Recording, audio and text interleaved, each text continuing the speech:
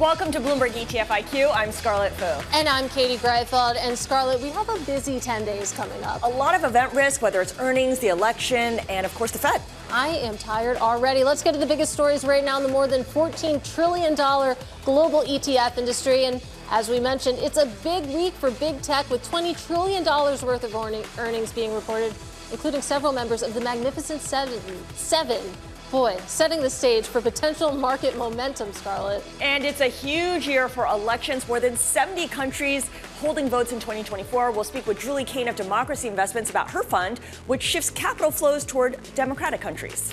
And in just moments, we'll speak to Alex Morris. He is the CEO of FM Investments on the expected volatility ahead in the markets, particularly in the fixed income markets. But as always, before we get there, Eric Balchunas from Bloomberg Intelligence. He's here now. He's looking at the flows. Eric, what do you got? Katie, Scarlet, it is all good news in the flows. You talk about risks coming up. I mean, I guess there's always risks, but you wouldn't know it from looking at the ETF flows. VU at the top. It makes $3 billion look like no big deal, but that is so much money. It's now at about $85 billion on the year. The old annual record is 50. So this thing's got a real shot at $100 billion, doubling the old record. You know, like I said, this is 24%, the easy way, right? 3 basis points S&P, you know, why not? VTI is the total market. Again, very easy way to make money in these. That's why the money's flowing here. We call it cheap beta. So the top 4, all cheap beta, and then IBIT. Bitcoin having a nice run in terms of flows and price. This is one, you know, we say with Bitcoin ETFs, it's 2 steps forward, 1 step back.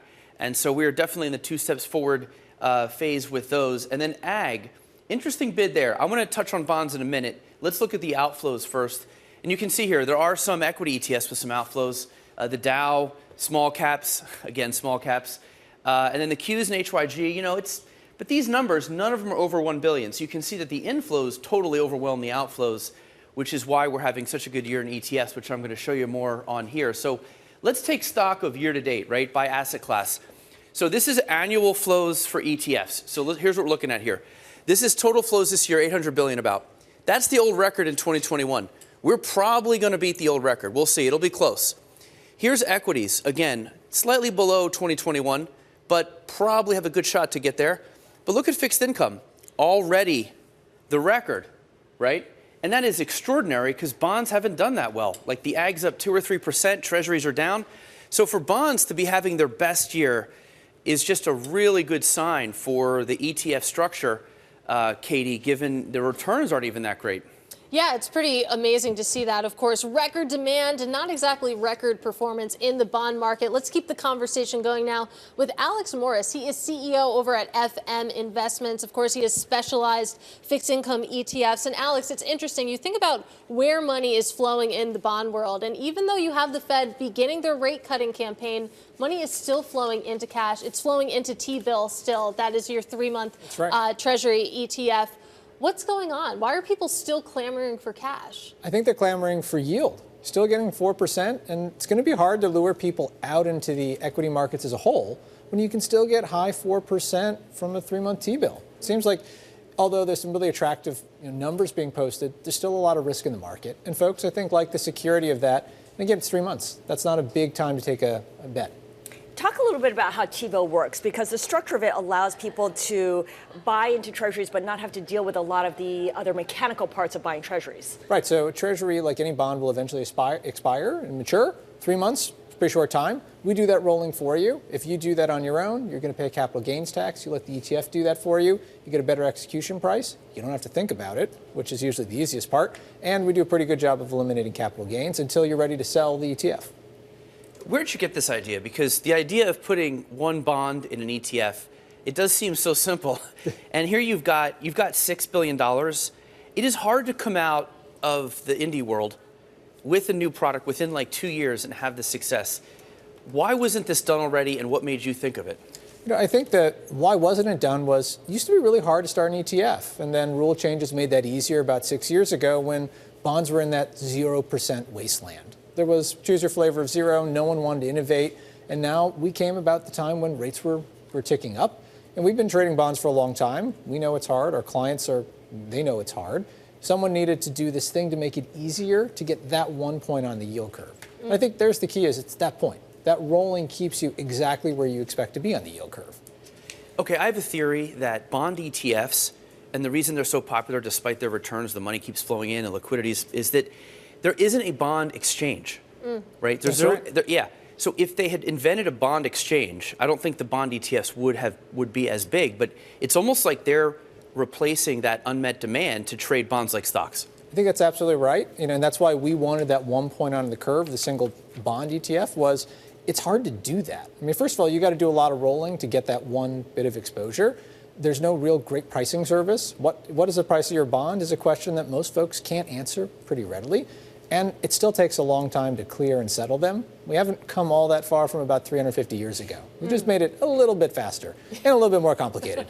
Yeah, of course, the bond market still has some big leaps and bounds to catch up with the equity market. But we were talking about the front end of the curve. I want to talk about the back end a little bit. Of course, you have products that span from 3 months all the way out to the long end of the curve. We've seen quite a sell-off in the 10-year yield and, of course, out the curve as well. How are you seeing that ripple through the fixed income ETF market in terms of the flows? So I think you'll see a lot of flows start to come out of the back end as we sort of price in the Trump trade bear steepener, which is where the long end of the curve goes up faster than the short end, but it goes up from yield, so down in price. And I think we'll see more of that happen. I bet you're going to see a lot of folks piling into TLT, UTHY, UTWY just before the election just to take the counter on that trade and hope that they're right because you get a lot of duration there. But in general, I think you'll see a lot of assets still start to move into the belly of the curve. No matter what happens in 8 days from now, the Fed's rate cut cycle is pretty clear. It's priced in, and it will continue to be priced in. Yeah, it's a good point, too. A lot of people like the belly. It seems to be a sweet spot. I'm curious, though, with the suite of products that you have, again, especially when it comes to the Treasury space, 3 months out to at least 10 years, are you seeing some of your investors use your products to basically do yield curve bets, targeting those different parts of like the 2s, 10s, for example? Absolutely. We see folks who will just change duration and use that to really fine-tune their portfolio. We have investors who call us up and tell us they've shorted one and gone long the other to create a spread in their account and all sorts of other clever uses of it. We also have a lot of folks come to say, I have a bond portfolio. I don't like this attribute about it. How can I use your products to sort of get the exact outcome I want? And we're happy to help them facilitate that every day. We started by talking about how there's a ton of event risk this week, whether it's earnings, whether it's the election, whether it's the FOMC. Of those three, which do you think will have the biggest impact on the Treasury market? I think it's going to be the election, and it's because I'm happy to make a really defined call about the election. Both candidates are running on potentially inflationary policies, and about half the country is going to be upset on Wednesday. So there's a good chance there's more volatility, which just drives us to the same place. I don't think those effects, though, will be short-lived. I think we're going to see that ripple through the bond market for the next 6 months, 12 months or so. Looking at your holders, especially for T-bill, right? You've got 36% of the shares outstanding are 13F filers. So that is a good chunk of retail investors. And are they doing it just for convenience and to be able to easily allocate in the bond market, or is there another reason they're attracted to these? You know, there's enough of them now that we can't actually talk to all of them. But I do think a lot of them are for convenience. A lot of it is just the yield numbers have been strong and have stayed strong. So we've built a reputation for them. And some of it is, ticker. It's a good ticker. It's easy to do. Folks go looking for T-bill and they find us. Let's talk about you versus money market funds. And they're trying to replicate money market funds in the ETF, but I don't really. I just don't think it's, look, unless you can guarantee me a NAV at $1, I just don't think it's a money market fund. Now, I get it. This is just as good, in my opinion. But certain institutions want that dollar NAV fixed. Have you gotten anybody out of a money market fund with these, and how do you do it? We certainly have seen a lot of money market conversions come in. I think it's the higher yield that was there, and the story of, do you know what's in your money market fund, right? Many money market funds are actually just investing in treasuries. The ones that are in the overnight repo market have some other characteristics to them folks don't always know about, and when they learn about them, they're a little more worried than they thought they would be. But it's also been the consistency of the yield, right? The beauty of a dollar NAV is it's always a dollar. That doesn't mean the return is always better. So if you can show folks a better return, and oftentimes a lower price, folks should really check out what the ultimate price on their money market fund is. It's not 15 basis points like T-bill. All right, well, that's a good place to leave it. Alex, it's always great to speak with you, of course. That is Alex Morris of FM Investments, breaking down a very volatile bond market. Now, coming up as we prepare for big tech earnings, BlackRock launching new funds with varying exposure to the Magnificent Seven. We'll discuss next. This is ETF IQ on Bloomberg.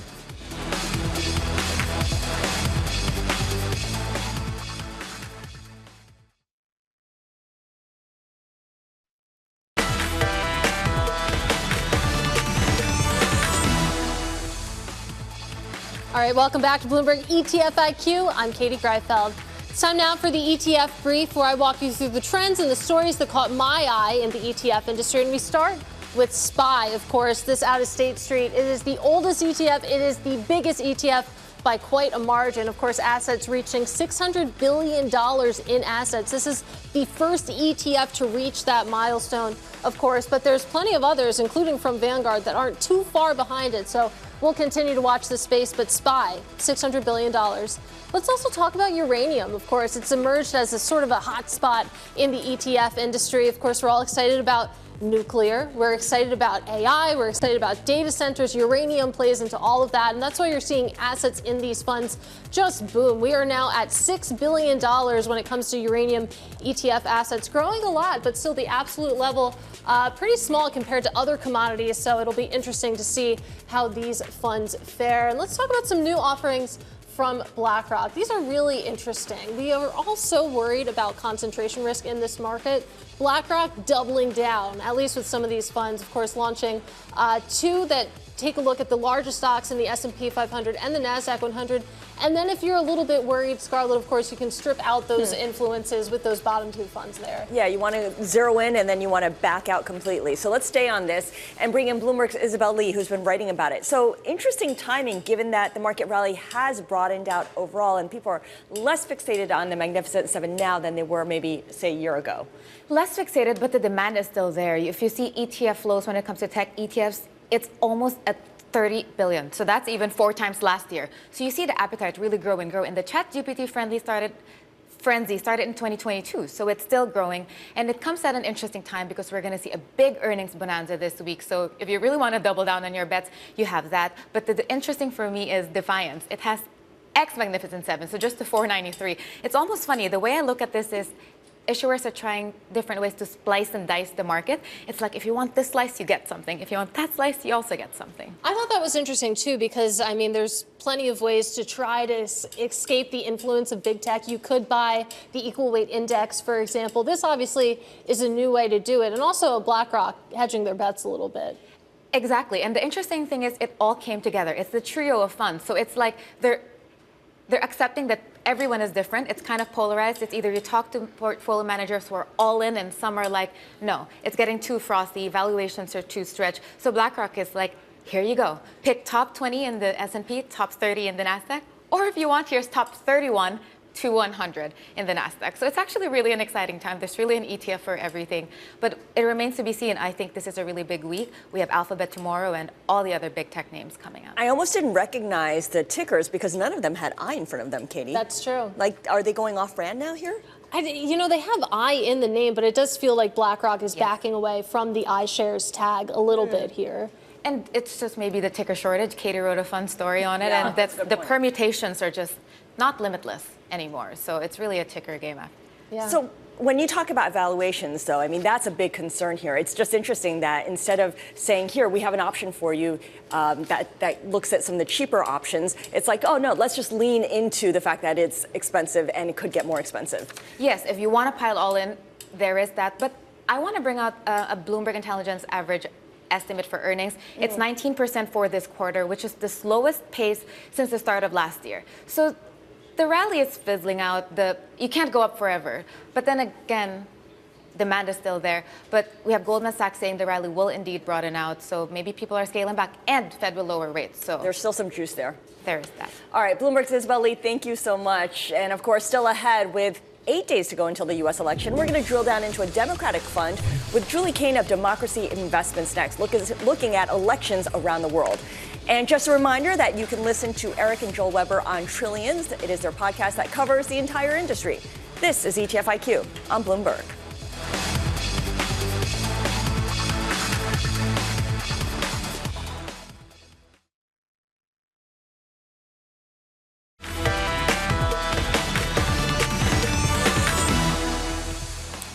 This is Bloomberg ETF IQ. I'm Scarlet along with Katie Greifeld. And Eric Balchunas from Bloomberg Intelligence back with us now for today's drill down, where we focus on one ETF.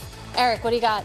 Katie, today we're looking at the Democracy International Fund, which essentially is a international, right? So it's got about 85% developed international, 15% emerging markets. And it overweights countries or gives them a little more weight if they're democratic and sort of takes away weighting for countries that are authoritarian. So that's the general idea here. It's supposed to be just sort of like your international exposure, but with a democracy overlay. And let's look here. It's 50 basis points. Came out about 3 years ago. Assets 8 million. So still on the small side, but growing. Let's look at the holdings here by country. Now you're going to open it up. You're going to see it's going to look, like I said, this is going to look a lot like your international fund. But that's the point. You're trying to get beta or stick close to the beta for international and not veer off too much. And you can see some of the countries there. You're going to get a little extra overweight to Norway and New Zealand because of their democracies, and a little underweighting to China and Saudi Arabia. Let's look at the performance of this versus IFA, which is the developed international, and versus EEM. So you can see that it's up 13.5% since launching, a little less than the IFA, but obviously crushing emerging markets. So it's kind of in between there. I think part of the issue here is international's just been tough because the U.S. has like kind of hogged all the flows over the past couple of years. But when international comes back, Katie, this could get some looks. All right, Eric, thank you. And joining us to talk about this ETF, I'm pleased to say we have Julie Kane. She is CEO over at Democracy Investments, joining us at the desk. And you point out in your notes, of course, we are just mono-focused on the U.S. election, 8 days, if you're counting. But more than 70 countries have had elections this year. That is a record number in 2024. And with that in mind, how frequently, how often are you shifting around your holdings in this fund? So our process, we rebalance quarterly. But the big shifts come when The Economist publishes the new democracy index. And when those scores come out, we will adjust our tilts accordingly. And they've been measuring country democracy scores for almost 20 years with 60 different indicators. And 12 of those indicators are all around election integrity. So we are overweighted in countries that care about free and fair elections, care about security for voters and election workers, and care about a peaceful transition of power.